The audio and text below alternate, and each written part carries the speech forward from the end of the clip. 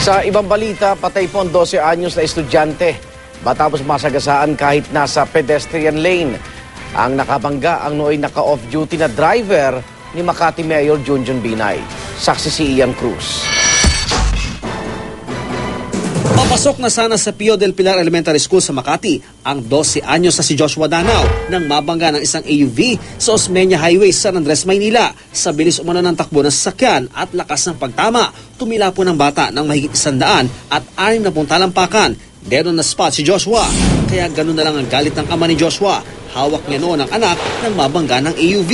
Bukod kasi sa nakatigil na lahat ng sasakyan, nasa tamang tawiran o pedestrian lane sila. Malapit na kami sa gutter. Buti lumingon ako.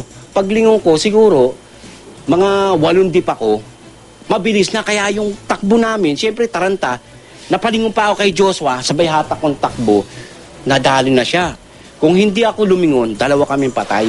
Stop na nagbiting the red light nga po yung, yung adventure na kulay black. Ngayon, inabol lang siya ng taxi. Ay, hindi man huminto Pagdating sa Vito Cruz, may hagad doon. Pinahabol nung taxi driver sa hagad. Doon siya inabutan. Ang nagmamaneho ng AUV, driver pala ni Makati Mayor Junjun Binay na naka-off duty. Agad dinala si Eduardo Herrera Jr. sa Manila Traffic Enforcement Unit. Pinasuri rin siya sa ospital dahil sa hinalang nakainom siya.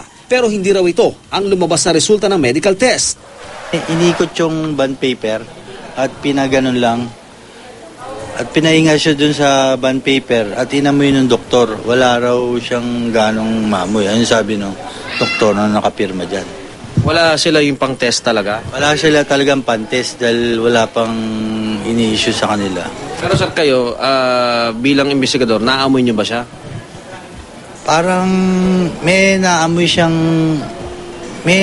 Medyo may amoy siya, kaya lang hindi natin matest. Itinanggi rin ng driver na nakainom siya sabay giit na nakago umano ang traffic light kaya siya dumiretso.